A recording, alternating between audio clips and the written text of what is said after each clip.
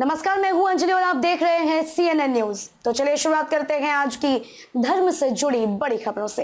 भारत में विंध्यवासिनी की पूजा और साधना का प्रचलन है। देवी विंध्यवासिनी माता कौन थी, कहाँ है और उनका मुख्य शक्तिपीठ, जानिए महत्वपूर्ण रहस्य। भगवान श्री कृष्ण की माता का नाम देवकी था। जब मथुरा के कारागार में देवकी के गर्भ से अष्टम पुत्र के रूप में भगवान श्री कृष्ण का जन्म हुआ, तो उसी दौरान गोकुल में यशोदा मैया के यहाँ एक पुत्री का जन्म हुआ। वसुदेव जी बाल कृष्ण को लेकर कारागार से निकलकर यमुना पार कर गोकुल पहुंचे और उन्होंने उसी रात को बाल कृष्ण को यशोदा मैया के पास सुला दिया और वे उनकी पुत्री को उठा कर ले गए। यह कार्य भगवान की माया से हुआ। गर्ग पुराण के अनुसार भगवान कृष्ण की मां देवकी के 7वें गर्भ को योग माया ने ही बदल कर रोहिणी के गर्भ में पहुंचाया था, जिससे बलराम का जन्म हुआ। बाद में योग माया ने यशोदा के गर्भ से जन्म लिया था। भगवान विष्णु की आज्ञा से माता योग माया ने ही यशोदा मैया के यहाँ पुत्री रूप में जन्म लिया था। इसके बाद में नाम एकांशा रखा गया था। कंस से बाल कृष्ण को बचाने के लिए ही योग माया ने जन्म लिया था। श्रीमद् भागवत पुराण की कथा अनुसार देवकी के 8वें गर्भ से जन्मे श्री कृष्ण को वसुदेव जी ने कंस से बचाने के लिए रातों रात यमुना नदी को पार कर गोकुल में नंद जी के घर पहुंचा दिया था तथा वहां यशोदा के गर्भ से पुत्री के रूप में जन्मी भगवान की भक्ति योग माया को चुपचाप वे मथुरा के जेल में ले आए थे। कहते हैं कि योग माया ने यशोदा के गर्भ से जन्म लिया था।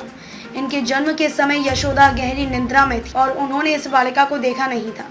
जब आंख खुली तो उन्होंने अपने पास पुत्र को पाया जो कि कृष्ण थे। बाद में जब कंस को देवकी की 8वीं संतान के जन्म का समाचार मिला तो वह कारागार में पहुंचा। उसे यह सुनकर आश्चर्य हुआ कि पुत्र की जगह कन्या का जन्म कैसे हुआ। आकाशवाणी में तो देवकी के 8वें पुत्र द्वारा मेरे वध की बात कही गई थी, फिर यह पुत्री कैसे हो गई। कंस ने सोचा कि यह विष्णु का छल हो सकता है, इसीलिए उसने उस नवजात कन्या को पत्थर पर पटक कर जैसे ही मारना चाहा, वह कन्या अचानक कंस के हाथों से छूटकर आकाश में पहुंच गई और उसने अपना दिव्य योग माया स्वरूप प्रदर्शित कर कंस से कहा, अरे मूर्ख, तेरा वध करने के लिए देवकी की 8वीं संतान जन्म ले चुका है, मुझे मारने से क्या होगा। बाद में देवताओं ने योग माया से कहा कि हे देवी, आपका इस धरती पर कार्य पूर्ण हो चुका है, तो अतः अब आप देवलोक चलकर हमें कृतज्ञ करें। तब देवी ने कहा कि नहीं, अब मैं धरती पर ही भिन्न भिन्न रूप में रहूंगी। जो भक्त मेरा जैसा ध्यान करेगा मैं उसे उस रूप में दर्शन दूंगी। अतः मेरे पहले स्थान की आप विंध्याचल में स्थापना करें। तब देवताओं ने देवी के विंध्याचल में एक शक्तिपीठ बनाकर उनकी स्तुति की और देवी वहीं विराजमान हो गई। श्रीमद् भागवत पुराण में देवी योग माया को ही विंध्यवासिनी कहा गया है, जबकि शिव पुराण में उन्हें सती का अंश बताया गया है। खबरों में अब तक के लिए बस इतना ही।